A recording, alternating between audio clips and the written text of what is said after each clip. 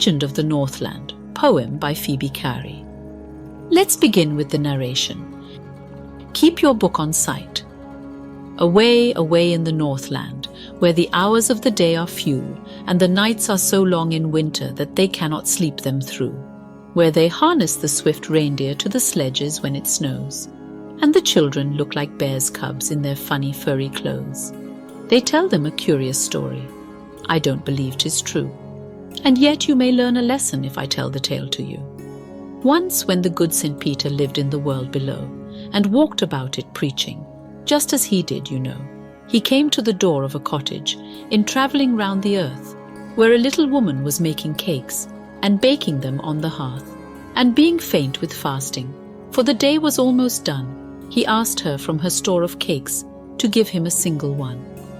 So she made a very little cake, but as it baking lay, she looked at it, and thought it seemed too large to give away.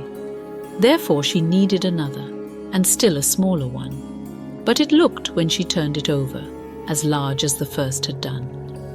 Then she took a tiny scrap of dough, and rolled it flat, and baked it thin as a wafer. But she couldn't part with that, for she said, "My cakes that seem too small when I eat of them myself are yet too large to give away." So she put them on the shelf. Then good St. Peter grew angry, for he was hungry and faint, and surely such a woman was enough to provoke a saint. And he said, "You are far too selfish to dwell in a human form, to have both food and shelter, and fire to keep you warm. Now you shall build as the birds do, and shall get your scanty food by boring and boring and boring all day in the hard, dry wood." Then up she went through the chimney, never speaking a word, and out of the top flew a woodpecker, for she was changed to a bird.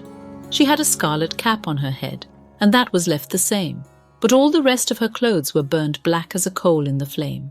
And every country schoolboy has seen her in the wood, where she lives in the trees till this very day, boring and boring for food.